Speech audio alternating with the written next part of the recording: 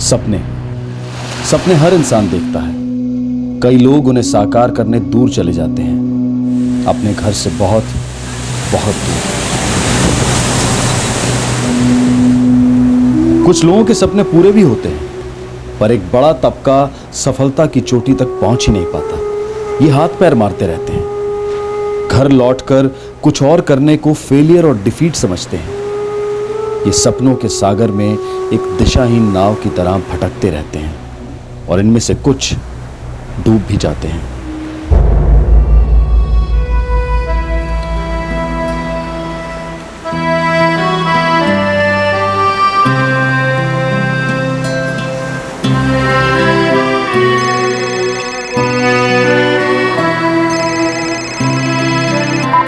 मुझे मिलना है। कोई फायदा नहीं है काजल। प्लीज काजल, तुम समझती क्यों नहीं हो? अपनी रिलेशनशिप खत्म, द एंड। आइंदा मुझे कभी फोन मत करना।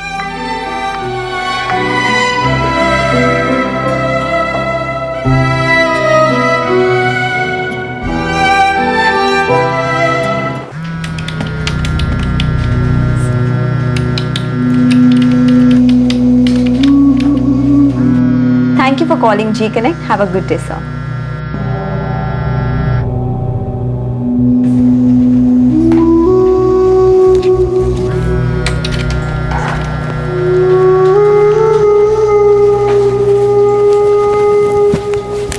हाँ काजल, बोलो। सोनिया, मिल सकती हो? काजल, मैं ऑन कॉल पे हूँ। सोनिया प्लीज थोड़ी देर के लिए मिलो, बहुत डिप्रेस फील कर रही हूँ मैं। काजल, तुम खुद से हैंडल करो। मैंने तुम्हें कितनी बार समझाया, मेरी शादी होने वाली है।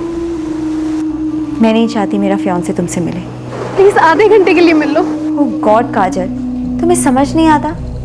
हर चीज़ तुम्हारे हिसाब से नहीं हो सकती। मैं बिजी हूँ, मैं फ़ोन रख रही हूँ।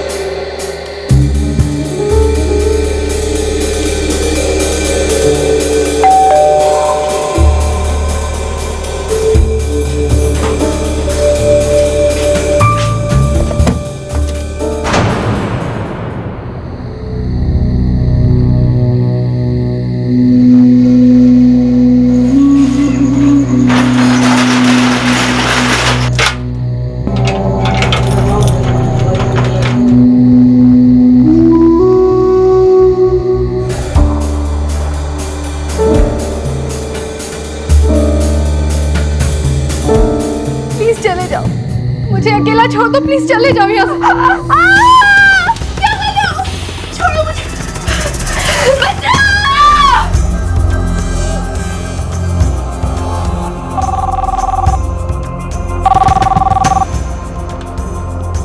नमस्कार, Chembur police station, constable Gaikwad बोलते हैं। साहब, यहाँ पर कुछ गड़बड़ है साहब, आप जल्दी आइए साहब।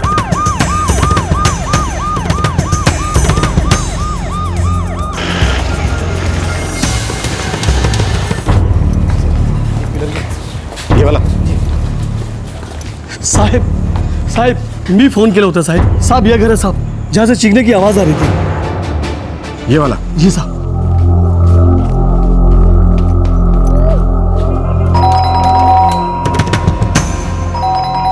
सर, कुछ लफड़ा लगता है। बैकवर्ड।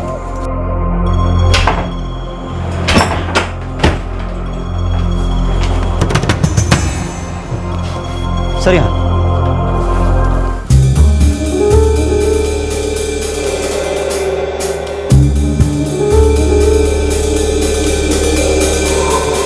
मर चुके हैं।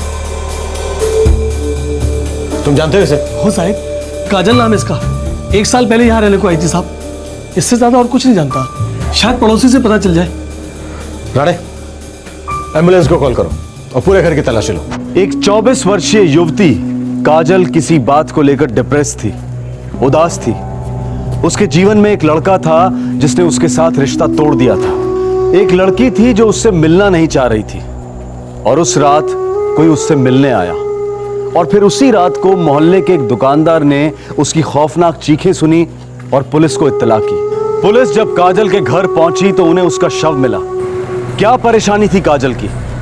कौन था जिसने काजल को मौत के घाट उतार दिया था?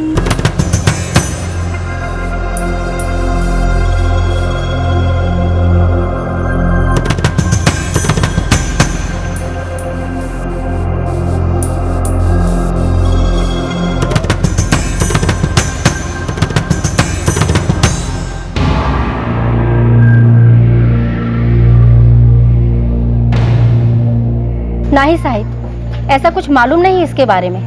ज्यादा ना तो किसी से बात करती थी और ना ही किसी से लेना देना था इसका।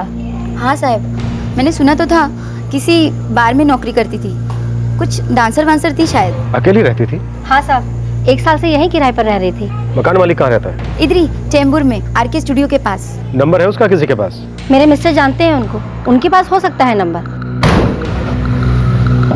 साहब, दरवाजा अंदर से बंद था और जिस कमरे से लड़की की लाश मिली है उसकी खिड़की खुली हुई थी। खूनी वहीं से भागा होगा। हो सकता है सर, मैंने फॉरेंसिक वाले को मैसेज दिया है, फिंगरप्रिंट्स मिल सकते हैं खिड़की से। गुड। लड़की का फोन भी मिला है सर। फोन रिकॉर्ड्स मंगवाओ। डेथ स्ट्रैंगुलेशन से हुई है। गला इतनी मजबूती से घोंटा गया कि विंड पाइप्स तुरंत कुचल गई। 1-2 नाखून भी टूटे हुए हैं। झड़प तो मिनिमल थी, बट अटैक करने वाला फिजिकली बहुत स्ट्रांग रहा होगा। तो क्या हम ये मान के चलें कि अटैकर मेल था? सॉरी, इस स्टेज पे मैं सिर्फ इतना कहूंगा कि अटैक करने वाला फिजिकली बहुत स्ट्रांग था। मेल या फीमेल ये नहीं कह सकते। काजल शर्मा नाम है सर। ये एग्रीमेंट था उसके साथ 11 महीने का, लीव एंड लाइसेंस का। परमानेंट एड्रेस जम्मू का है? हो सर। और विटनेस है मोना कपूर, गौरी चिकलीकर, रचना गुहा। कौन है ये लोग? काजल की फ्रेंड लोग थी सर। जिस ऑर्केस्ट्रा में काजल काम करती थी वहीं ये तीनों भी काम करती है। कैसा ऑर्केस्ट्रा? रेस्टोरेंट था कोई, बार एंड रेस्टोरेंट। बार और रेस्टोरेंट। सही। अरे लड़की जम्मू की है, मेरे ख्याल में उसके घर वालों को इन्फॉर्म कर देना चाहिए, साथ ही उन तीनों लड़कियों को भी जो उसके साथ बार ऑर्केस्ट्रा में काम करती थी। हो सही।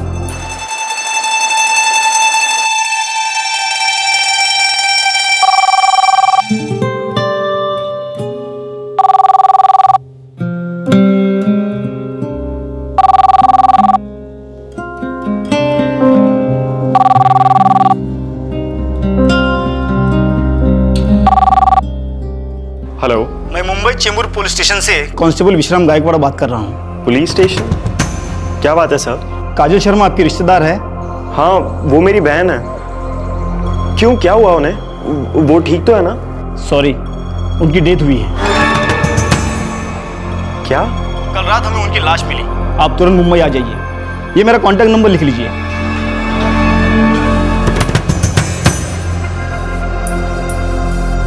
राहुल, क्या हुआ बेटा?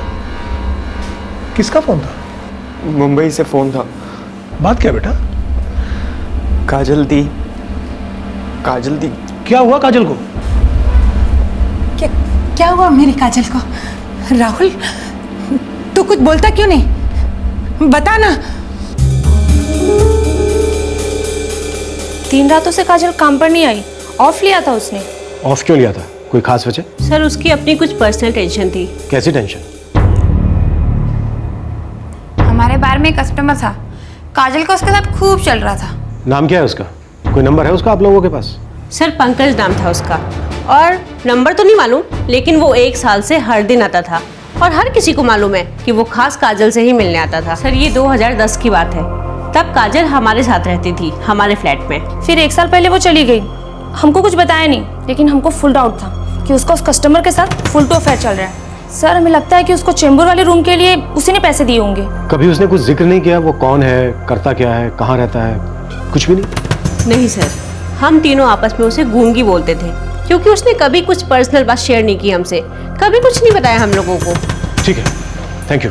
अब तुम तीनों जा सकती हो, जरूरत पड़ी तो दोबारा बुलाएंगे। Thank you sir. गाने, ये लड़कियां बता रही हैं कि काजल का किसी के साथ अफेयर था। अच्छा सर, ये फिंगरप्रिंट की रिपोर्ट आ गई जो खिड़की पे थे, किसी आदमी के हैं।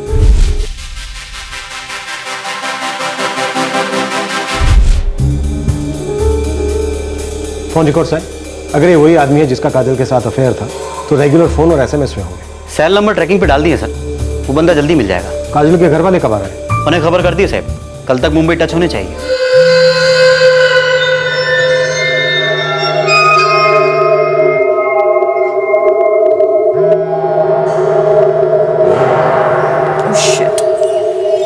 हेलो। हाँ पापा। सोनिया बेटा, कब से तुम्हें कांटेक्ट करने की कोशिश कर रहा हूँ, कहाँ थी तुम? पापा I'm so sorry, वो फोन साइलेंट पे था तो मैं फोन नहीं उठा पाई, थोड़ी बिजी भी थी। बोलिए। बेटा तुम्हें पता भी है काजल के साथ क्या हुआ है? अब क्या किया पापा काजल ने? चेंबूर पुलिस स्टेशन से फोन आया था, वो लोग कह रहे थे कि उन्हें काजल की डेड बॉडी मिली है। What? पापा ये आप क्या कह रहे हैं? बेटा कल रात को पुलिस को तुम्हारी बहन की लाश मिली है। Oh my God। सोनिया मिल सकती हो? काजल मैं ऑन कॉल पे हूँ। सोनिया प्लीज थोड़ी देर के लिए मिलो, बहुत डिप्रेस्ड फील कर रही हूँ मैं। पापा पापा पुलिस क्या कह रही थी? उन्होंने एग्जैक्टली क्या कहा? यही कहा बेटा कि उन्हें काजल की डेड बॉडी मिली है। बेटा राहुल मुंबई की टिकट कराने गया है। पापा मुझे तो यकीन ही नहीं हो रहा। वो तो हमें भी नहीं हो रहा बेटा, और समझ में ये नहीं आता कि उन्होंने तुम्हें कांटेक्ट क्यों नहीं किया, उन्हें हमारा नंबर कैसे मिल गया, तुम्हारा क्यों नहीं मिला? I don't know पापा, मुझे नहीं पता, मुझे कुछ नहीं पता पापा। बेटा तुम इमीडिएटली पुलिस स्टेशन जाओ। सोनिया बेटा हम कल सुबह तक पहुंचते हैं। हाँ पापा। पापा पापा मम्मा ठीक है ना?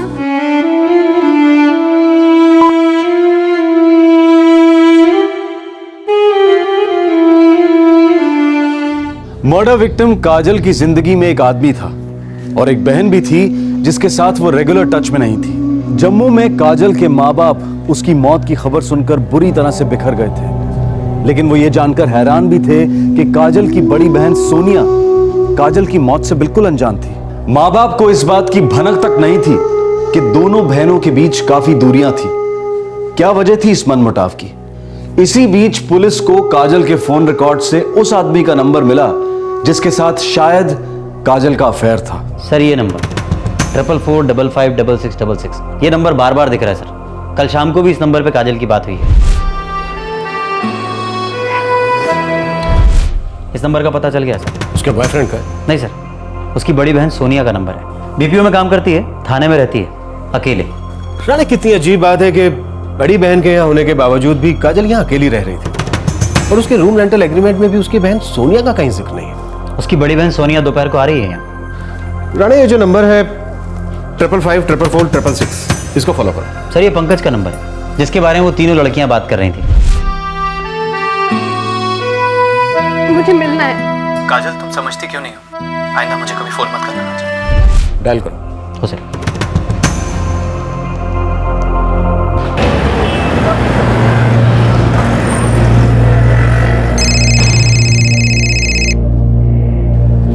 हेलो, चेंबूर पुलिस स्टेशन से बोल रहा हूँ। आपका नाम? जी मेरा नाम पंकज गाडगिल है। बोलिए क्या बात है? काजल शर्मा फ्रेंड है आपकी, खास दोस्ती? जी मतलब मैं उसे जानता हूँ। कल शाम को बात हुई थी आपकी उससे? सर उसने मुझे फ़ोन किया था। आप प्लीज़ बताइए ना क्या बात है। इस वक्त कहाँ हैं आप? जी मैं पूना में हूँ। दरअसल मैं पूना को ही बिलोंग करता हूँ, यहीं का हूँ। आपको मुंबई आना होगा, मिलना है आपसे। सर मुझे लगता है यही हमारा बंदा है। पुणे पुलिस को इन्फॉर्म करो, वहीं धर दो, वहीं जाकर इससे हाय हेलो करेंगे।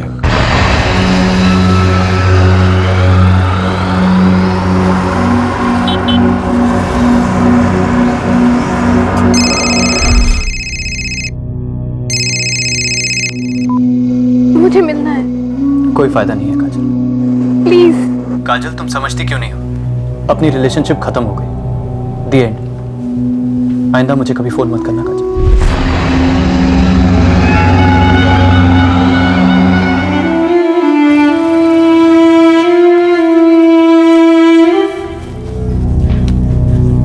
पापा आज शाम की फ्लाइट की टिकट्स मिल गई हैं। राहुल तुम तो बार बार मुंबई आते जाते रहते थे ना। तुम काजल और सोनिया दोनों से मिलते थे, लेकिन तुमने कभी ये नहीं बताया कि वो दोनों अलग अलग रहती है। अब मर गई तुम्हारी काजल दीदी, अब क्या छुपा रहे हो?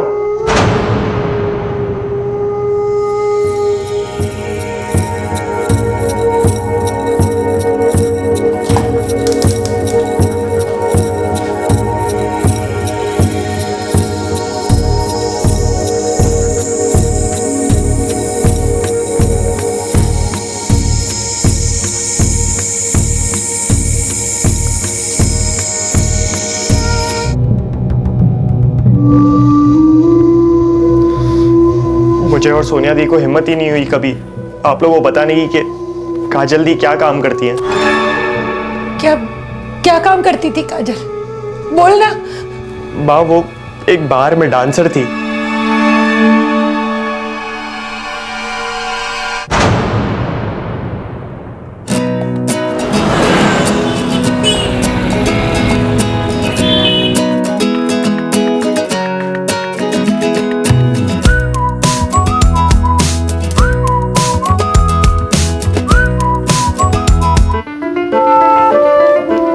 काजल, ये शीशे में टेढ़े मेढ़े मुंह बनाने से ना तो जम्मू की काजल से सुपरस्टार काजोल नहीं बन जाएगी, समझी?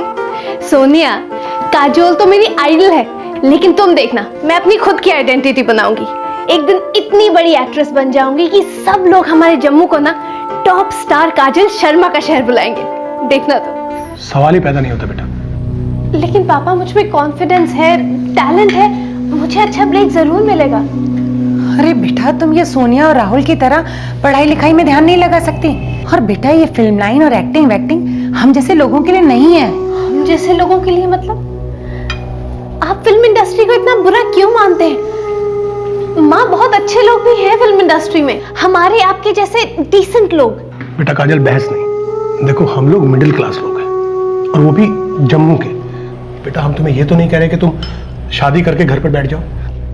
हम तुम्हें पढ़ा लिखा रहे हैं ताकि तुम कोई अच्छी जॉब करो, गवर्नमेंट की जॉब करो। कल को तुम अपने होने वाले पति का हाथ बटाओगे, और जिस घर में जाओगी उस घर में तुम्हारी इज्जत बढ़ेगी। बेटा पापा, जब भी किसी एक्टर ने अपने घर वालों को बताया होगा कि वो एक्टर बनना चाहता है, तो ज्यादातर घर वालों ने अपोज ही किया होगा ना। लेकिन एक बार वो सक्सेसफुल हो जाते हैं, कामयाबी मिल जाती है उनको, तो सब कुछ बदल जाता है। काजल मुंबई अच्छे को रुला देती है। तेरी जैसी कितनी सारी लड़कियां जो रोज हीरोइन बनने जाती हैं वहां पर। मुंबई फिल्म इंडस्ट्री में एक्चुअली कितनी हीरोइंस है बता? मुश्किल से 1 दर्जन। उनमें से आधी लड़कियां तो बड़ी बड़ी फिल्मी फैमिलीज को बिलोंग करती हैं, या फिर miss universe, miss world, miss ये मिस वो। तुझे रियलिटी नहीं पता है। सोनिया, मैं सिर्फ एक रियलिटी जानती हूँ, और वो ये है कि मैं पैदा हुई थी बड़े पर्दे पे अपना टैलेंट दिखाने के लिए। आप लोग मेरी फैमिली होते हुए मेरी विल पावर को नहीं जानते हैं क्या? मैं प्रूफ कर सकती हूँ, मैं करके दिखाऊंगी। प्लीज पापा, जाने दीजिए ना, प्लीज। बेटा, मैंने अपनी बात कह दी है। देखो दी, आपको एक्टिंग का इतना शौक है तो आप जम्मू में कोई टीवी सीरियल कर लो ना, बेस्ट रहेगा। मुझे बॉलीवुड में काम करना है, ये सीरियल वीरियल में काम नहीं करना है। अब पापा प्लीज हाँ कह भी दीजिए ना। मैं तुम्हें लास्ट टाइम बोल रहा हूँ बेटा, नहीं। ये फेयर नहीं है पापा। सोनिया को जो पढ़ना है वो पढ़ सकती है, राहुल के लिए भी सेम टू सेम। लेकिन जब मुझे कुछ करना होता है तो आप सब लोग खड़े हो जाते हैं मुझे लेक्चर देने के लिए। मुझे जो करना है वो मैं क्यों नहीं कर सकती पापा? क्योंकि बेटा, तुम इन दोनों की तरह पढ़ना लिखना नहीं चाहती हो। तुम तो अपनी तकदीर के सपने खुद लिखना चाहती हो, जिसके लिए हम तुम्हें अलाउ नहीं करेंगे। ठीक है, मत कीजिए अलाउ। मैं अलाउ करती हूँ। मैं अपने आप चली जाऊंगी मुंबई, मुझे किसी की परमिशन नहीं चाहिए। अरे अब ये पागलों वाली बातें मत करो। धमकी नहीं देते, माँ बाप को धमकी देना कोई अच्छी बात नहीं है। पापा, मैं सिर्फ आपका सपोर्ट मांग रही हूँ। मैं लाइफ में कुछ बनना चाहती हूँ, कुछ करके दिखाना चाहती हूँ। एक ही तो लाइफ है पापा, वो भी इतनी छोटी सी। प्लीज मान जाइए ना, प्लीज हाँ कह दीजिए, प्लीज पापा, प्लीज।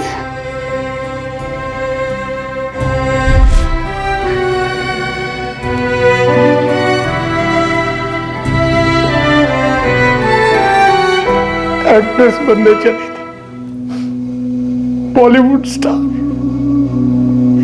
और डांस मार के एक डांसर बनकर रह गई मेरी बेटी। ये सब कैसे हुआ ना? पापा, मुझे भी सिर्फ पिछले साल ही पता चला, तब सोनिया दी का बॉयफ्रेंड हुआ करता था। सोनिया का बॉयफ्रेंड?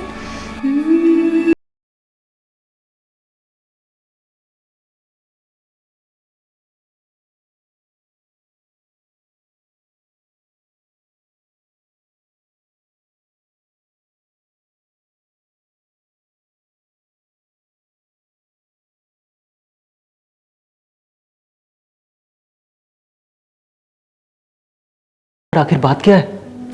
राकेश,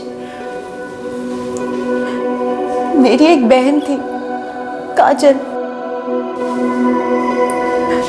उसका मर्डर हो गया है। She is dead. Oh God, ये कैसे हो गया?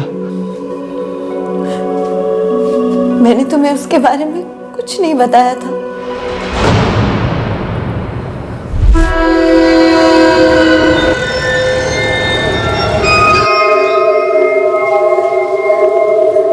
सोनिया दी, ये क्या बात हुई? आप राकेश से काजल दी के बारे में क्यों नहीं बता रही हैं? क्योंकि रेपुटेशन राहुल, यही सब कुछ होती है। मैं यहाँ पे एक डिसेंट जॉब करती हूँ, राकेश एक टीम लीडर है, अच्छी सैलरी कमाता है, लोग मेरे यहाँ पे रिस्पेक्ट करते हैं। तो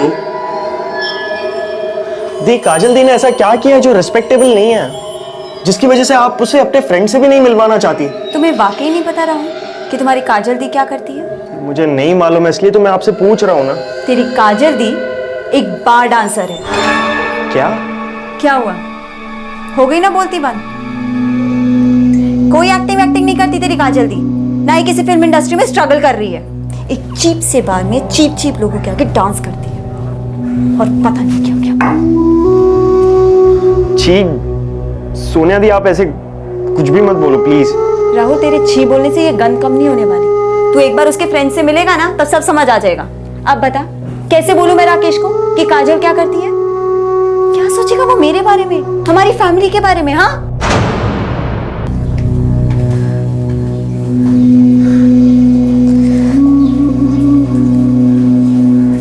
चलो अच्छा है राहुल, तुम्हें पता चल गया कि मैं क्या करती हूँ। दी, आप यहाँ पर एक्ट्रेस बनने आई थी ना? हाँ राहुल, और मेरी जिंदगी ही एक ड्रामा बन के रह गई। चल छोड़, फिर कभी बताऊंगी। फिर कभी बताऊंगी मतलब? दी, मम्मी पापा को जब ये सब पता चलेगा तो वो लोग क्या सोचेंगे आपके बारे में? कभी सोचा है आपने?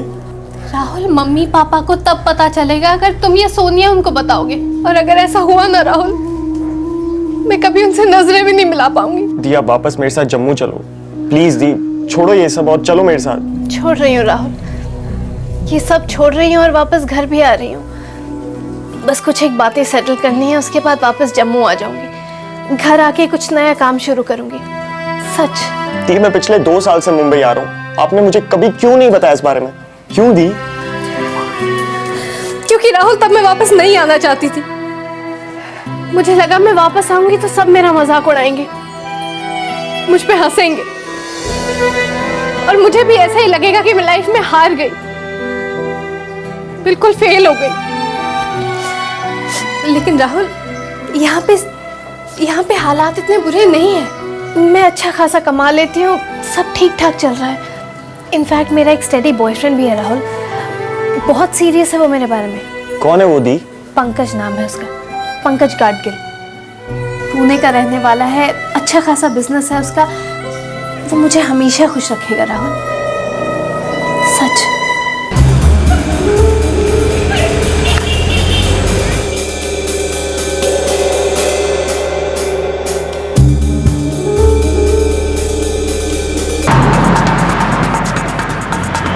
ओके सर, पंकज के फोन रिकॉर्ड्स और टावर के लोकेशंस बहुत जल्द हमारे पास होंगे। फिर पंकज हमारे पास होगा। Good job Rane.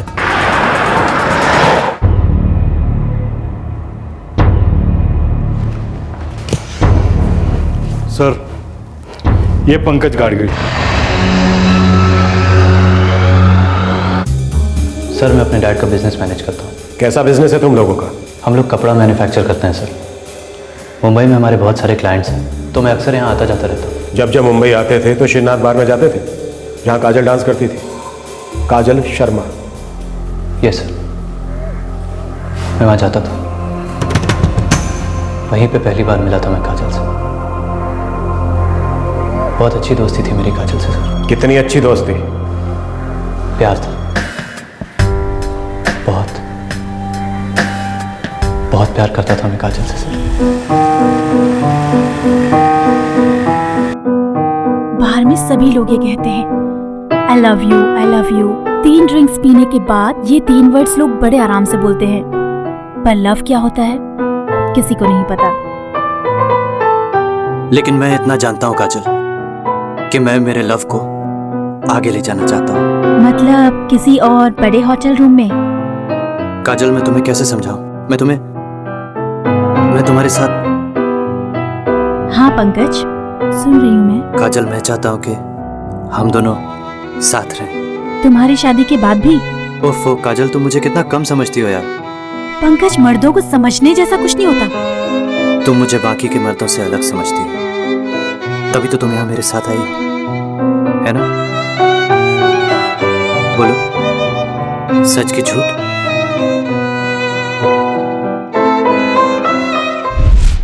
तूने अपने मजे कर लिए उसके साथ, दिल भर गया तो तूने सोचा कि अब ये शादी वादी की बात करेगी, तो तूने उसे हमेशा के लिए विदा कर दिया, मार डाला उसे। नो सर, मैंने उसे नहीं मारा, नहीं मारा मैंने उसे।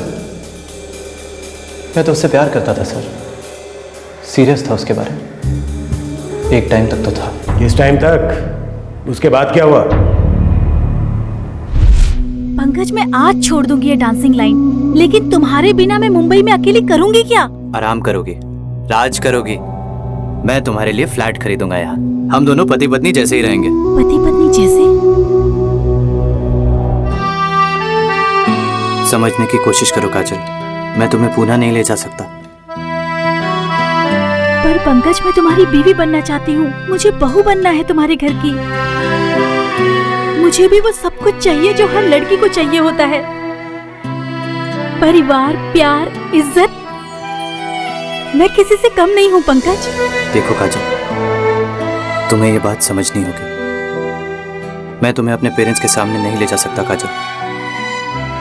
हम दोनों ऑफिशियली पति पत्नी नहीं बन सकते काजल। सर, काजल एक बार डांसर थी और मैं एक अच्छी फैमिली का इकलौता लड़का। अच्छी फैमिली के लोग भी अच्छे होने चाहिए, पर तूने अच्छा नहीं किया पंकज। शादी का वादा ना किया हो पर उम्मीद जगाई, लड़की को जीत लिया और फिर बस मुकर गया। मैंने सोच समझकर प्यार नहीं किया था सर, बस हो गया था। मैं भी हमेशा इसी टेंशन में रहता था सर कि हमारा क्या होगा। मैं ये अच्छी तरह से जानता था सर कि मेरे पेरेंट्स कभी एक बार डांसर। अच्छा, लेकिन पंकज ने तो तुम्हारे बारे में कभी कोई बात नहीं की। का हो?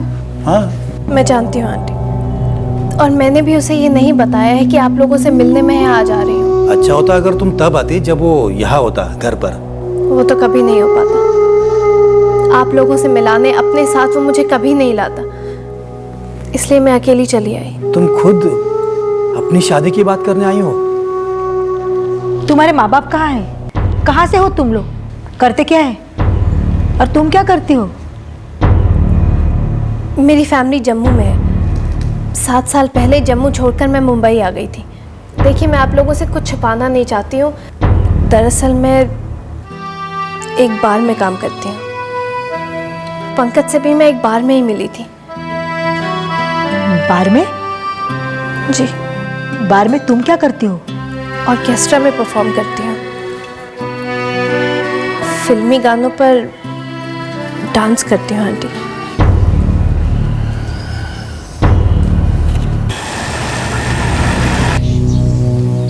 कुछ बोलोगे नहीं पंकज?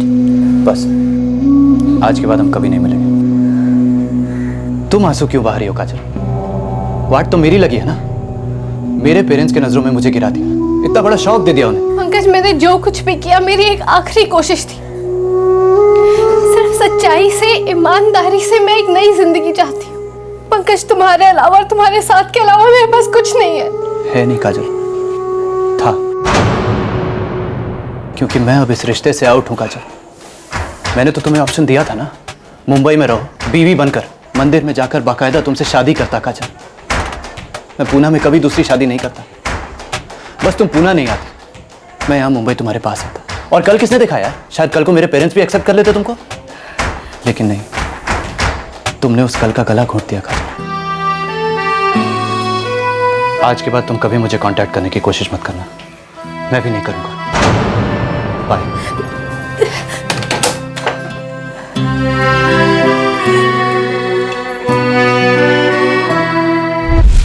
ये 1 महीने पहले की बात है सर। उस दिन के बाद मैं काजल से कभी नहीं मिला। वो हमेशा मुझे फ़ोन करती थी सर, पर मैं कभी नहीं उठाता था। फिर 2 दिन पहले शाम को उसने मुझे फ़ोन किया तो मैंने उठाया सर। मुझे मिलना है। काजल, तुम समझती क्यों नहीं हो? अपनी रिलेशनशिप खत्म हो गई।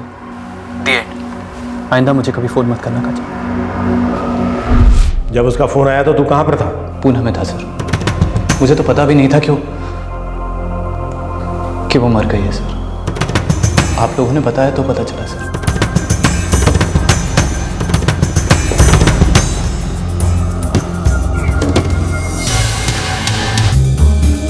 सर, जिस नंबर पे पंकज ने कॉल रिसीव किया उसका सेल टावर तो यहीं है पुणे में।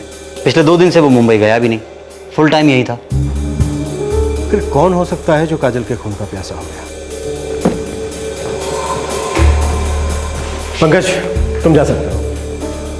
अगर दोबारा जरूरत पड़ी तो बुलाएंगे।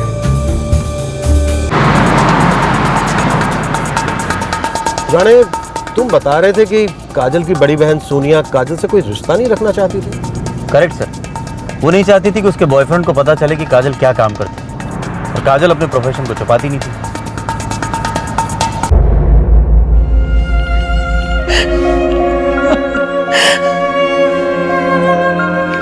मेरी बच्ची काजल।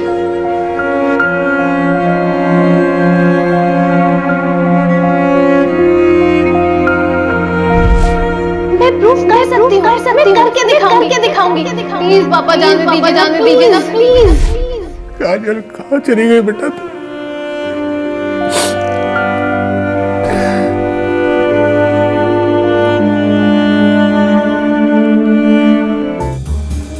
पंकज से ब्रेकअप के बाद काजल डिप्रेस थी। हो सके, सभी ऐसा कह रहे हैं। काजल अपनी लाइफ को लेकर नाखुश थी। 7 साल पहले मुंबई आई थी, माँ बाप के टच में नहीं थी, उसके फिल्मी कैरियर का कुछ हुआ नहीं था।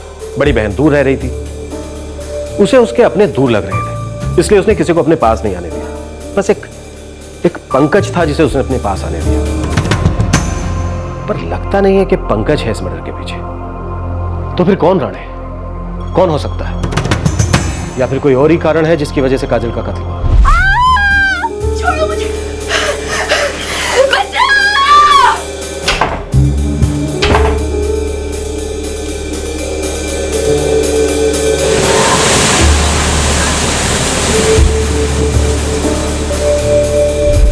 राणे, जितने भी लोगों के नाम आए हैं उनके फोन रिकॉर्ड्स और सेल टावर की लोकेशन निकलवाओ।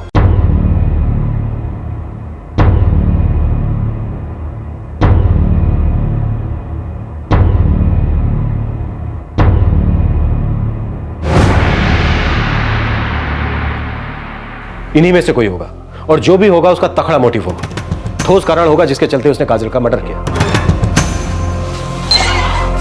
सर, काजल की बहन सोनिया, सोनिया का बॉयफ्रेंड राकेश और काजल का भाई राहुल, तीनों के फोन रिकॉर्ड्स हैं। और इनमें से कोई भी उस रात को काजल के करीब नहीं था। हो साहब, लेकिन ऐसा भी तो हो सकता है कि इनमें से ही कोई उसका कत्ल करना चाहता पर खुद ना करके किसी किराए के हत्यारे का इस्तेमाल किया हो सकता है। राणे, काम करो, एक टीम बनाओ और हर एक फोन कॉल को स्कैन करो, अपने खबरी नेटवर्क को एक्टिव करो और पता लगाओ कि सुपारी की कोई बात लीक हुई है। हो साहब।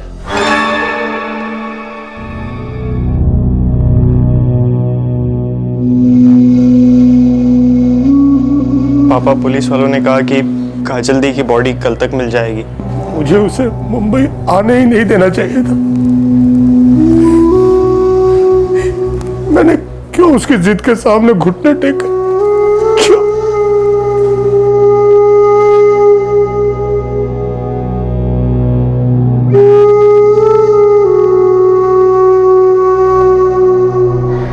सोनिया, मैं उसका साथ दे सकती थी राकेश।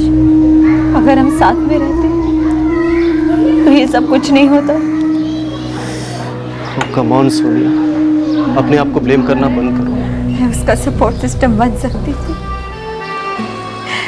उसके एम्बिशन को समझने की कोशिश कर सकती थी।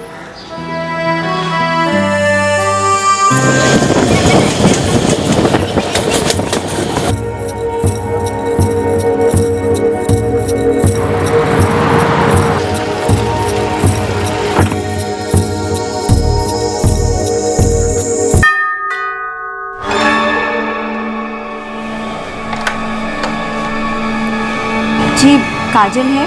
आप कौन? मैं उसकी बहन सोनिया। ओ, आओ अंदर आओ। सोनिया, तुमने मुझे बताया ही नहीं कि तुम्हें मुंबई में जॉब मिल गया और तुम यहाँ शिफ्ट हो रही हो। कैसे बताती काजल?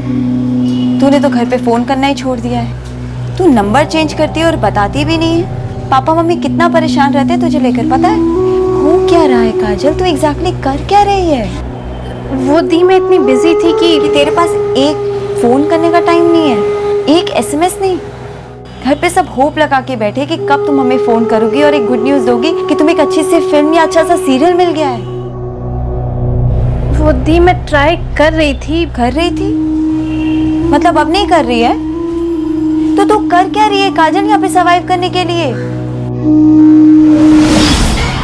साहिब, खबरियों का पूरा नेटवर्क एक्टिव है। गोवंडी, चीता के, मुमरा, सारे लड़के लगातार रिपोर्ट कर रहे हैं, लेकिन अब तक किसी ने सुपारी के बारे में नहीं सुना है। वो पंकज जिसके साथ काजल इन्वॉल्व थी, वो तो शायद इस मर्डर में इन्वॉल्व नहीं लग रहा है। और काजल की अपनी सहेलियों के साथ भी ऐसी कोई दुश्मनी नहीं थी। दोस्ती भी तो नहीं थी सर। करेक्ट। फिर काजल अपनी प्रॉब्लम्स किसके साथ शेयर करती थी? फिर ऐसा वो कौन है जिससे काजल ने ऐसी दुश्मनी मोल ली कि उसने काजल का कत्ल कर दिया? सुने, कुछ अटपटा लग रहा है, कोई कहीं मिल नहीं रही।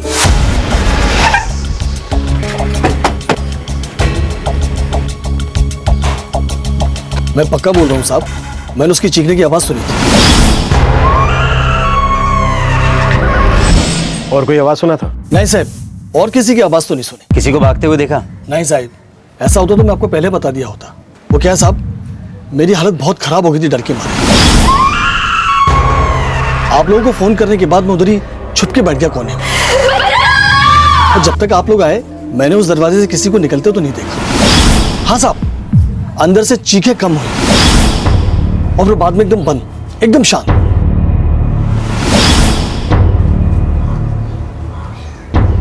सर, ये किराए का खून ही नहीं हो सकता। उसे कैसे पता है इस खिड़की के बारे में?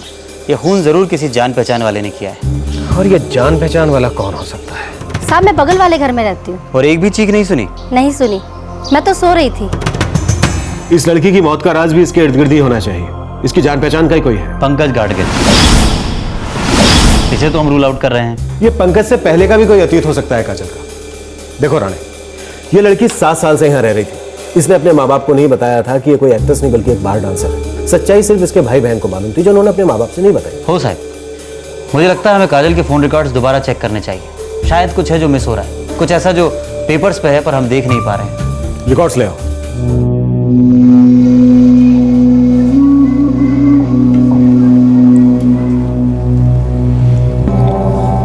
इतने बड़े शहर में तुम्हारी छोटी बहन रास्ता भटक गई थी और तुमने हमें बताना जरूरी नहीं समझा। यही संस्कार दिए थे हमने तुम दोनों बहनों को। नहीं मम्मा, ऐसा नहीं है। मुझे बस समझ नहीं आ रहा था कि मैं क्या करूं। क्या रे काजल, तूने अपनी बहन को बताया नहीं कि तू हम लोगों के साथ काम करती है? तू क्या बोल रही है? तूने सोनिया को बता तो नहीं दिया ना? अरे 1 हफ्ते से रोज पूछ रही है। मैं सोच रही थी कि काजल की बहन इतना टेंशन में क्यों रहती है। तो तूने उसे बता दिया? बोलना पड़ा।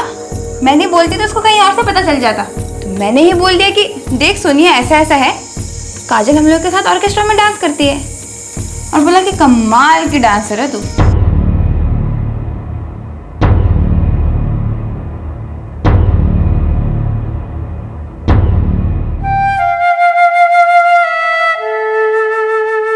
सोनिया, ये सब मैंने किया नहीं, ये सब मेरे साथ हुआ। मैं किसी से कुछ कह भी नहीं सकती थी। बस यही सोचती थी कि एक दिन मुझे एक बड़ा ब्रेक मिलेगा और मेरी लाइफ सेट हो जाएगी। पर बिना जॉब के मुंबई में सरवाइव करना इम्पॉसिबल हो गया था। कुछ भी उतना आसान नहीं था जितना मुझे लगता था। तो घर लौट आती स्टूपिड? कभी नहीं। अगर घर लौटती तो सारी जिंदगी यही लगता कि मैं फेल हो चुकी हूँ। मुझे किसी भी कीमत पर फिल्म इंडस्ट्री में एंट्री लेनी ही थी। तो मैंने सोचा कि अगर थोड़े टाइम तक सरवाइव करने के लिए करना पड़े तो यही सही। सपने, अरमान, एम्बिशन। मुझे लगा मेरे पास लुक्स है, टैलेंट है, आगे बढ़ने की एनर्जी है, तो मुझे काम जरूर मिलेगा। पर मेरे हिस्से में सिर्फ छोटे मोटे रोल्स ही आ रहे थे। रोज सुबह से लेकर रात तक ऑडिशंस देती थी, प्रोड्यूसर्स के ऑफिसर से फोन आने का इंतजार करती थी और बस इंतजार ही करती रहती थी। कुछ भी वर्कआउट नहीं हो रहा था Soni. Roll camera, rolling, action. Shruti, मुझे तुम्हारे पेरेंट्स से मिलना है। अबे मुझे नहीं लगता कि हमारे पेरेंट्स शादी के लिए राजी होंगे। लेकिन वो दुख बढ़ जाएगा। लोग अबे आई एम रियली सॉरी, अब हमें एक दूसरे को भूल जाना होगा। कट। ओ हीरोइन, पासिंग कौन करेगा? तुमने कब कहा मुझे पासिंग करने के लिए? अब दिमाग की दही मत कर, समझी? तब से इशारा करो, तेरे को दिखाई नहीं देता? तेरे लिए क्या आप स्पेशल रिटर्न इनविटेशन भेजूं कि मैडम जी आइए पासिंग कीजिए? नहीं, मैंने सच में नहीं देखा। नहीं दिखता तो आई टेस्ट करवा लो। एक पासिंग तो ढंग से होती नहीं और आ जाती है रोल मांगने के लिए। क्या हुआ सर? क्या यार मनोज, कितनी बार बोला ऐसे थके मरे लोगों को सेट पे मत भेजा करो। एक जगह पर बैठ गए तो फेविकॉल जैसे चिपक जाते। सर निष्ठा में हो सर, प्लीज सॉरी सर। आपके वजह से बात सुनना पड़ता है, समझ में नहीं आएगा आपको? मैंने जूनियर आर्टिस्ट का काम किया, क्या नहीं किया, लेकिन सर्वाइवल दिन ब दिन मुश्किल होता जा रहा था। कभी कभी तो लगता था सीधा जम्मू तवी एक्सप्रेस पकड़ूं और वापस घर आ जाऊं, पर फिर मोहल्ले वालों की हंसी सुनाई देती थी, रिश्तेदारों के ताने सुनाई देते थे कि देखो क्या करने निकली थी और तुम दबाकर वापस आ गई। पर तू बार डांसर कैसे बनी? कुछ साथ काम करने वालों ने सजेस्ट किया था और मुझे लगा कि पैसे अच्छे मिल रहे हैं, मेरे सर्वाइवल में हेल्प हो जाएगी, स्ट्रगल आराम से कर पाऊंगी, तो थोड़े टाइम के लिए कर लेती हूँ। पर सोनिया, स्ट्रगल कभी खत्म ही नहीं हुआ। हाँ, लेकिन जितने सपने थे, जितने अरमान थे, टाइम के साथ वो सब गायब हो गए। अब मुझे एक्ट्रेस बनना ही नहीं था, अब मुझे सिर्फ मुंबई में जिंदा रहना था। मुझे अभी भी नहीं पता सोनिया कि आगे मैं क्या करूंगी, कैसे करूंगी, मुझे कुछ नहीं पता। काजल, फ्रैंकली पूछो तो मुझे भी नहीं समझ आ रहा मैं क्या करूं, क्या कहूं। काश तूने मुझसे एक बार बात कर ली होती। लेकिन अब बता दिया ना तुम्हें सोनिया, और अब तुम आ गई हो तो शायद मैं कुछ और करने का सोच सकती हूँ। एक मिनट काजल, मैं एक फ्लैट ले रही हूँ किराए पे। यूँ समझ लो मैंने ले लिया है। मैं वहां रहूंगी अकेले। पर सोनिया, यहाँ पे जगह है। देखो काजल, मैं एक डिसेंट जॉब करती हूँ।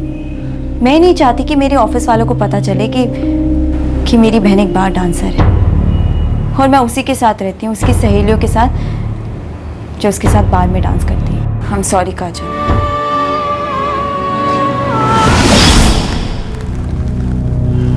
काजल ने ऐसा सोचा ही क्यों कि वापस आना उसकी हार समझा जाएगा।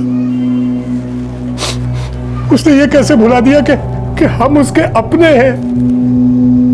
अगर वो वापस आ जाती तो ज्यादा से ज्यादा मैं उसे डांट देता, लेकिन मैं जिंदगी भर उसका साथ देता और वो नए सिरे से कुछ स्टार्ट कर सकती थी।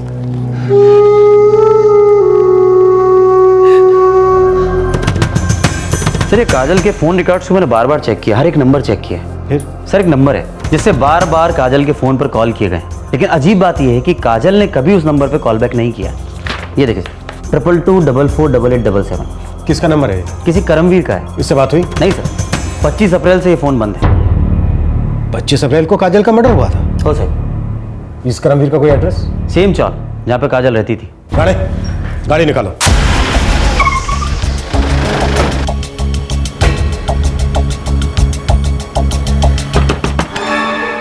तुम करमवीर हो? जी नहीं, मैं विवेक हूँ। तो फिर करमवीर कौन है और कहाँ है? सर, करमवीर मेरा रूम पार्टनर था। हाँ, पिछले 5 दिनों से गायब है, घर नहीं आया। मतलब 25 अप्रैल से गायब है? तुम्हारे चाल की काजल नाम की लड़की का मर्डर हुआ है, जानते ही होगे। हाँ सर, मैंने सुना इसके बारे में, लेकिन मैं उसे नहीं जानता था। करमवीर जानता था उसे? मालूम नहीं सर, मैं उसकी पर्सनल लाइफ में इंटरफेयर नहीं करता था। हम सिर्फ ये रूम शेयर करते हैं। वो करता क्या है? सर, वो इलेक्ट्रॉनिक गुड्स का ब्रोकर है और घूमता रहता है देश भर, और कभी कभी तो आउट ऑफ इंडिया भी जाता है। वो है कहाँ? मुझे मालूम नहीं सर।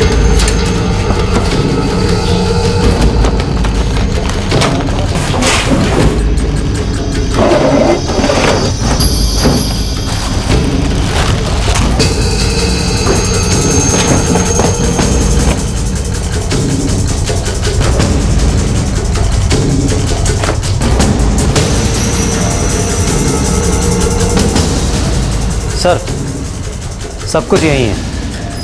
ये पासपोर्ट भी। 25 की रात को करमवीर लौटा? मैंने उसे 25 को सुबह आखिरी बार देखा था। उसके बाद वो कहाँ गया, क्या कर रहा था, मुझे कुछ नहीं पता। करमवीर का परमानेंट एड्रेस जम्मू का है। वो लड़की काजल भी जम्मू से थी। इतना बड़ा इत्तेफाक नहीं हो सकता।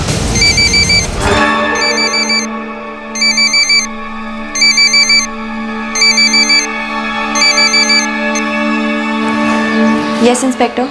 किसी करमवीर को जानती हैं आप? करमवीर? करमवीर है ना, जम्मू से है। फोन रिकॉर्ड्स बताते हैं कि ये करमवीर आपकी बेटी के रेगुलर टच में था। ये लड़का भी जम्मू से ही बिलोंग करता है और ये रहता भी उसी चाल में है जहां आपकी बेटी काजल रहती थी। और ये 25 अप्रैल की रात से गायब है, यानी कि आपकी बेटी की कत्ल की रात से। हम तो किसी करमवीर रैना नाम के आदमी को नहीं जानते।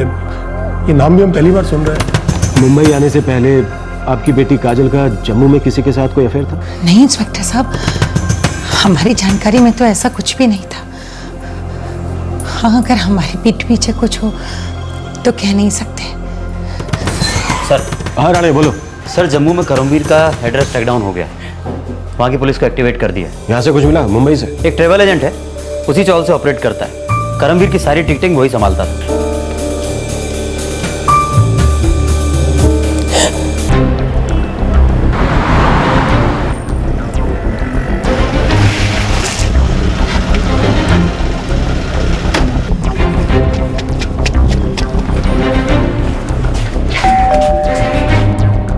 तो अब कहाँ है करमवीर?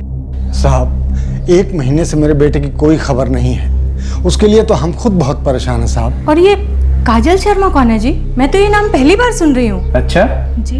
मेरा लड़का मुंबई में 3 साल से सर्विस कर रहा है। अगर उसका किसी लड़की के साथ कोई चक्कर होता तो हमें जरूर बताता। हमारा कर्म हम दोनों से कुछ नहीं छुपाता साहब।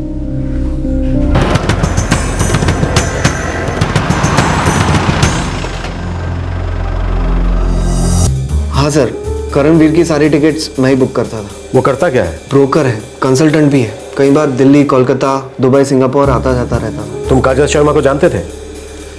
हाँ सर, बेचारी का 5 दिन पहले ही मर्डर हो गया ना। क्या करमवीर वो जानता था काजल को? सर एक्चुअली काजल भी अपनी सारी टिकट्स मुझसे ही बुक करवाती थी, ज़्यादातर शिरडी की बस के लिए। अब करमवीर और काजल के बीच में, हाँ सर, एक करीब 6 महीने पहले करमवीर ने काजल के बारे में मुझसे कुछ पूछा था। और बता भाई, इस बार कितने दिन के लिए जा रहा है? 2 क्लाइंट से मीटिंग है तो 1 हफ्ता तो कहीं नहीं गया। ऐसे ना तेरी पूरी दुनिया घूमता है तू। भैया, दूर के ढोल सुहाने ही लगते हैं। हमसे पूछो, धोबी के कुत्ते बने हुए हैं, कोई एक जगह ठिकाना ही नहीं है। बाय गॉड यार, अगर दुबई, सिंगापुर कहीं कोई परमानेंट जॉब लग जाए ना, मैं तो इंडिया को टाटा गुड बाय बोल दूंगा हमेशा के लिए। हाय आकाश। अरे काजल, अच्छा, मंडे के लिए शिरडी की 2 टिकट्स चाहिए। तुम तो हमेशा 4 टिकट्स बुक करवाती थी ना, इस बार मामला कुछ चेंज हो गया क्या? ऐसा कुछ नहीं है, इस बार सिर्फ मैं और मोना जा रहे हैं, रचना और गौरी नहीं आ पाएंगे। मैं टिकट्स तुम्हारे रूम पर भिजवा दूंगा। Thank you, bye. कौन थी ये? अपने चौल की लड़की थी, काजल शर्मा। तेरे जम्मू से ही तो है। क्या बात कर रहा है? जम्मू से? तो करती क्या है? बार में डांसर है। उसने मुझे ऐसे ही पूछा था। अब मुझे नहीं पता उसके बाद वो काजल से मिला होगा या नहीं। तुम करमवीर से लास्ट कब मिले थे? 10 दिन पहले। उसे ऑस्ट्रेलिया में जॉब लगा था, उसने वीजा के लिए भी अप्लाई किया था। वीजा मिला उसे? क्योंकि उसके घर से जो पासपोर्ट हमें मिला है उसमें ऑस्ट्रेलिया का वीजा नहीं है। जी नहीं सर, उसे वीजा नहीं मिला, प्रॉब्लम आ गया यार। वर्क वीजा ऐसे नहीं मिलता यार। तो ऐसा वैसा कुछ करना भाई, मेरी लॉटरी का टाइम आ गया है। वहाँ एक पार्टी है जो मेरा जॉब पक्का कर रही है, बस मुझे यहाँ से वर्क वीजा लगवाना है। ऑस्ट्रेलिया में अगर इमिग्रेंट वीजा चाहिए तो शादी कर लो। शादीशुदा कपल्स को सबसे पहला प्रेफरेंस दिया जाता है। और इमिग्रेंट वीजा मिलना मतलब फुल आज़ादी। फिर चाहे जो मर्जी कर ऑस्ट्रेलिया में, बाद में वहाँ की सिटीजनशिप भी ले सकता है तू। और सबसे पहले शादी। अब ये मत बोलना कि शादी के लिए लड़की भी मैं ही अरेंज करके दूँ। मैं सिर्फ टिकट्स और वीजा अरेंज करा सकता हूँ बॉस।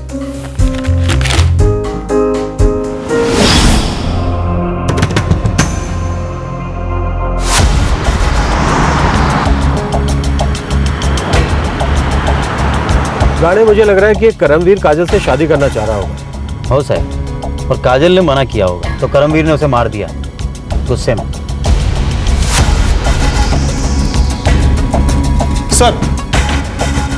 सर, जम्मू पुलिस ने फोन किया था। कर्मवीर वहाँ नहीं मिला और वहाँ उसका कोई क्रिमिनल रिकॉर्ड भी नहीं है। मुंबई में कोई रिकॉर्ड? यहाँ पर भी उसका कोई क्रिमिनल रिकॉर्ड नहीं है। अगर कोई रिकॉर्ड नहीं है इसका मतलब वो मजा हुआ क्रिमिनल नहीं है। मर्डर के तुरंत बाद वो भाग गया, पासपोर्ट भी लेकर नहीं गया, डर गया होगा। वो काजल को अच्छी तरह से जानता था, पहले भी उसके घर जा चुका था। काजल ने दरवाजा खोलकर उसको घर के अंदर लिया होगा और मर्डर करने के बाद वो खिड़की से कूदकर भाग गया। उसने अपना नंबर स्विच ऑफ किया है, लेकिन यह भी तो हो सकता है कि वो उसी मोबाइल में दूसरा सिम कार्ड डालकर इस्तेमाल कर रहा हो सकता है सर, मैं मोबाइल ट्रैकिंग पे डाल देता हूँ।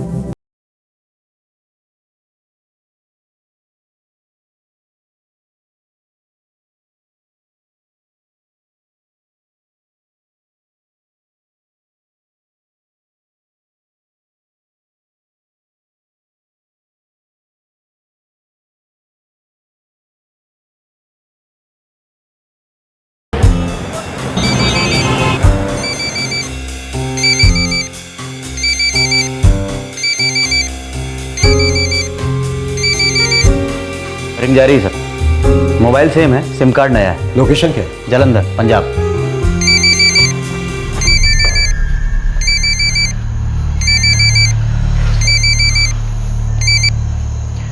हेलो करमवीर।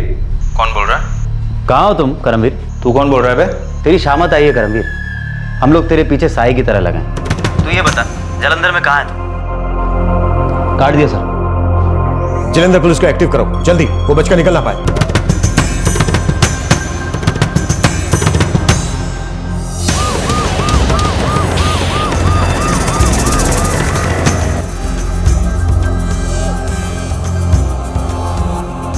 सर जी बंदा तो चेकआउट कर गया सी। यही था वो?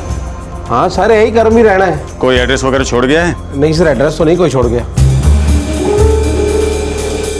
हमने गलती की राणे, हमें उसे फोन करके अलर्ट नहीं करना चाहिए, लेकिन इतना पक्का हो गया कि काजल के मर्डर में उसी बंदे का हाथ है। अब हमें सिर्फ ये पता लगाना है कि उसने ऐसा क्यों किया। अब वो ज्यादा दूर नहीं भाग सकता साहब, मैंने जम्मू पुलिस को रेड अलर्ट के लिए रिक्वेस्ट भेज दी है। बेटा अपना ख्याल रखना, कभी भी कोई तकलीफ हो, कोई परेशानी हो तो फोन कर देना बेटा। काजल की मौत का दुख तो हमें जिंदगी भर रहेगा, लेकिन उससे भी बड़ा दुख इस बात का है कि वो जब तक जिंदा रही ये समझती रही कि हम उसके दुख को नहीं समझेंगे, उसकी मदद नहीं कर पाएंगे। माँ बाप तो अपने बच्चे की एक एक धड़कन को समझते हैं। हमसे कभी कुछ मत छुपाना। करमवीर एक मजबूत सस्पेक्ट था और वो अभी तक पुलिस के हाथ नहीं लगा था। ये बात गवाह थी उसके गुनाह की कि वो पुलिस से भाग रहा था। उसने काजल की हत्या क्यों की थी, ये सवाल अब सबके दिमाग में बार बार आ रहा था, लेकिन इस सवाल का जवाब सिर्फ करमवीर ही दे सकता था। इस इन्वेस्टिगेशन की किस्मत अच्छी थी कि करमवीर ने अपना सिम कार्ड चेंज करते वक्त अपना सेल फोन ऑन किया, जिससे उसकी लोकेशन पता चल गई। वो जालंधर से जम्मू के लिए रवाना हो चुका था।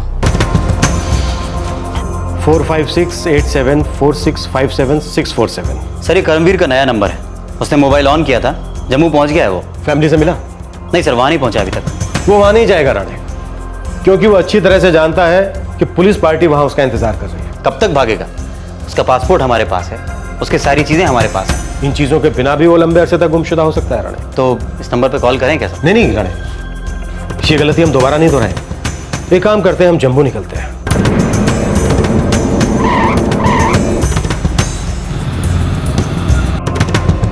हमारे डिपार्टमेंट से आपको पूरा कोऑपरेशन मिलेगा सर। थैंक यू ऑफिसर, उसका नंबर है हमारे पास, इस बार वो बचकर भाग नहीं सकेगा।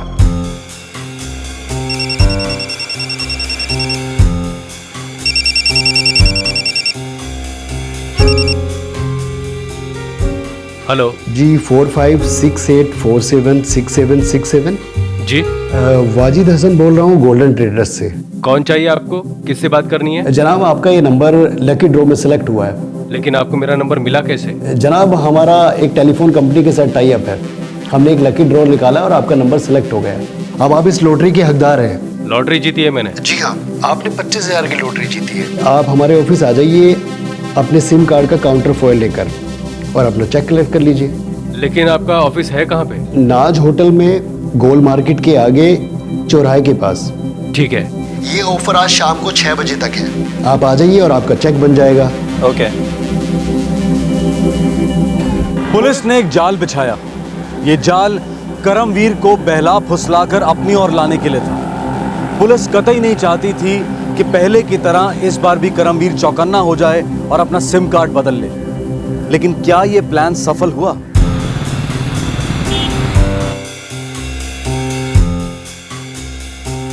जी गोल्डन ट्रेडर्स, मेरा फ़ोन नंबर 4568476767 है।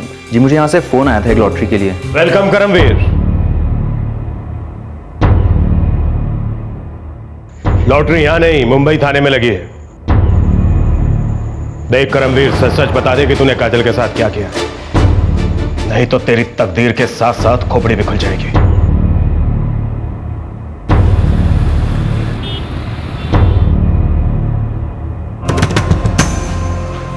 मुझे अच्छी लगी थी वो।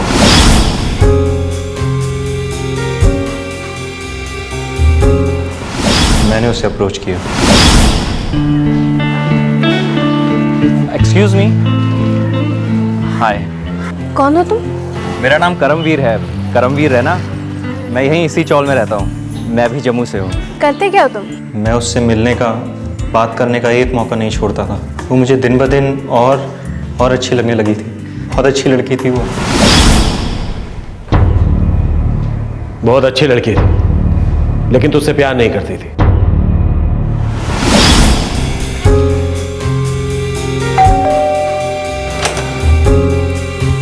हाय, देखो करम, तुम बहुत अच्छे लड़के हो, लेकिन क्या काजल? मैं किसी और को लाइक करती हूँ। बहुत सीरियस हूँ उसके बारे में, इसलिए प्लीज मेरे लिए ऐसी फीलिंग्स मत रखो तुम। मैं किसी और के बारे में सोच भी नहीं सकती हूँ। वो एक ऐसे आदमी के प्यार में पागल थी जो उससे कभी शादी नहीं करने वाला था। मुझे बात साफ साफ नजर आ रही थी। मैं उससे कहता भी रहता, लेकिन वो मेरा कभी यकीन ही नहीं करती थी। और उससे फायदा क्या होता?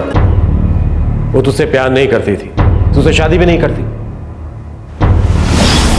करम आसान नहीं है मेरे लिए। मैं सब कुछ सेट कर दूंगा काजल।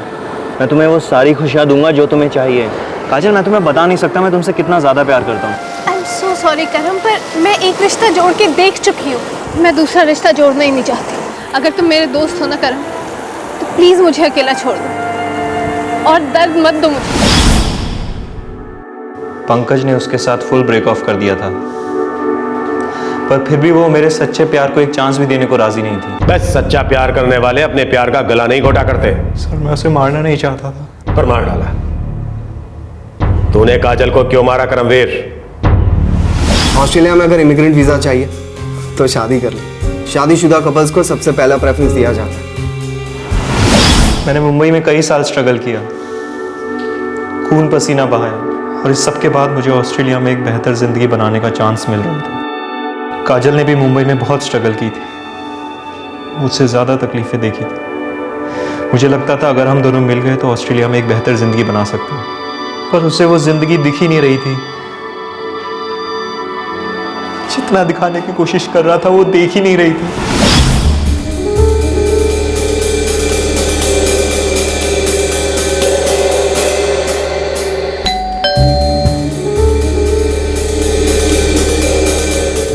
नहीं करम, मुझे कोई बात नहीं करनी है, और अभी तो बिल्कुल नहीं। सुनो काजल, मेरी बात सुनो। हम दोनों ने इस शहर में अपने अपने सपनों को चूर होते हुए देखा है। वहाँ ऑस्ट्रेलिया में हम अपने नए सपने देख सकते हैं और उन्हें साकार भी कर सकते हैं। मेरे अब कोई सपने नहीं है करम। मेरे अंदर जो कुछ भी था सब चूर चूर हो गया है।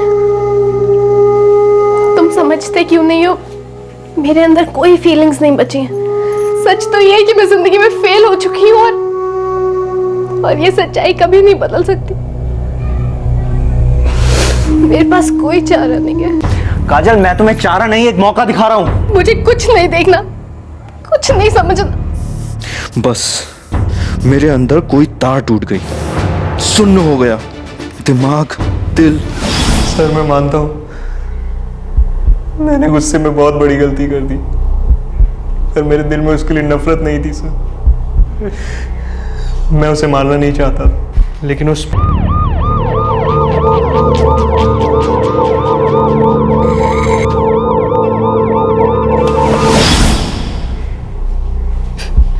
स्टेटमेंट लेकर इसके सिग्नेचर ले लो। और कल कोर्ट में हाजिर करो इसे।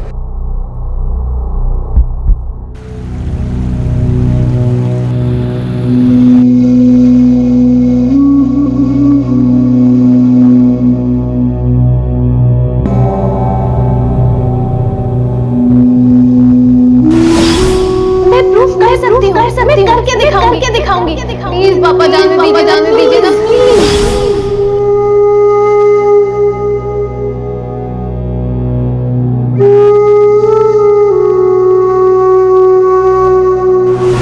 सोनिया थोड़ी देर के लिए मिलो बहुत डिप्रेस फील कर रहा है।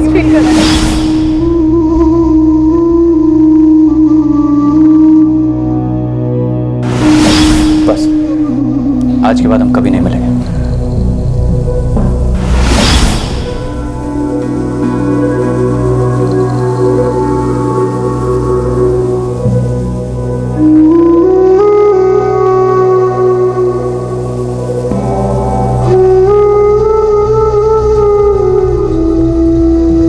करमवीर इस वक्त पुलिस कस्टडी में है और उसके खिलाफ काजल के कत्ल के चार्जेस फाइल किए जा रहे हैं। हम सब के अपने अपने सपने और अरमान होते हैं, हम सब उन्हें पूरा भी करना चाहते हैं, लेकिन क्या वही लोग सक्सेसफुल कहलाते हैं जिनके सपने पूरे हो जाते हैं? अगर हमने एक बार कुछ ठान लिया लेकिन उसे पूरा ना कर पाने पर क्या हम वाकई फेल हो जाते हैं? क्या कोशिश करना अपने आप में जीत नहीं है? फर्ज कीजिए कि हम अपने टारगेट्स मीट नहीं कर पाते, पर हम उसे दुनिया से छुपाने की कोशिश में क्यों लग जाते हैं? फेल होना कोई गुनाह तो नहीं है। हो सकता है कि उसमें भी कोई सीख हो, शायद हमारी मेहनत में ही कोई कमी रह गई हो। लेकिन लगातार किसी कोशिश में फेल होना भी हार की निशानी नहीं है, बेइज्जती नहीं है, बल्कि एक दस्तक है कि शायद हम गलत पहाड़ पर चढ़ रहे हैं, शायद हमारी मंजिल कहीं और ही है। एजुकेशन हो, करियर हो या फिर रिश्ते हो, हार कभी फाइनल नहीं होती है। जिंदगी कई अपॉर्चुनिटीज ऑफर करती रहती है, लेकिन अगर किसी एक फेलियर की मायूसी की पट्टी आंखों पर बंधी हुई हो तो वो तमाम अवसर, तमाम मौके, सारी अपॉर्चुनिटीज नजरअंदाज हो जाती है। क्राइम पेट्रोल के मंच से हम युवा पीढ़ी से अपील करते हैं कि दोस्तों, फेलियर से होने वाले डिप्रेशन को अपनों के साथ शेयर कीजिए, अपने दोस्तों के साथ, अपनी फैमिली के साथ। शायद कुछ लोग ये कहेंगे कि देखा, मैंने तो पहले ही कहा था, लेकिन ये कहने वाले लोग भी कम नहीं होंगे कि कोई बात नहीं, तुमने कोशिश तो की, अब कुछ और करने में ताकत लगाते हैं और हम तुम्हारे साथ हैं। साथ ही हम पेरेंट्स से और बुजुर्गों से भी अपील करते हैं कि वो युवा पीढ़ी की भावनाओं की कद्र करें, नाकामयाबी में डटकर उनके साथ खड़े रहें। आज के कंपटीशन के जमाने में इससे बड़ा सहारा और कोई नहीं हो सकता। एक कहावत है कि सक्सेस के कई बाप होते हैं और फेलियर एक नाजायज बच्चा है, पर असलियत यह है कि फेलियर को जरूरत होती है कई बापों की, उनके हौसले की, उनके सहारे की और अनकंडीशनल प्यार की। और अब एक विचार क्रिएटिव फील्ड्स के बारे में, चाहे एक्टिंग हो, सिंगिंग या मॉडलिंग। हजारों लड़के लड़कियां रोजाना मुंबई के लिए रवाना होते हैं नेक्स्ट सुपरस्टार बनने का ख्वाब लेकर। हम उन सभी को ऑल द बेस्ट कहते हैं, लेकिन हम ये भी कहेंगे कि जब भी स्ट्रगल के दौरान आपको अंदर से ये महसूस हो कि ये फील्ड हमारे लिए नहीं है, तो इस फीलिंग को अपनी हार ना समझें, बल्कि वो जिंदगी की दस्तक है कि वक्त आ गया है ये पता लगाने का कि हमारी असली कॉलिंग, हमारा असली हुनर क्या है। समझदारी इसी में है कि हम वो करें जिसके लिए हम बने, वो बनने की कोशिश ना करें जो हमारा कभी था ही नहीं। आपसे फिर मुलाकात होगी क्राइम पेट्रोल दस्तक के एक और एपिसोड में। इस तरह के और भी एपिसोड देखने के लिए हमारे चैनल को सब्सक्राइब करें और बेल आइकन दबाना ना भूलें।